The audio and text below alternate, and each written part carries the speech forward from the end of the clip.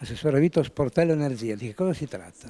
Di una collaborazione con l'APE per cercare di informare sempre più cittadini e imprese delle opportunità che ci sono in materia di efficientamento energetico e quindi di contribuzioni, di detrazioni fiscali, di opportunità che per essere colte devono essere chiaramente conosciute.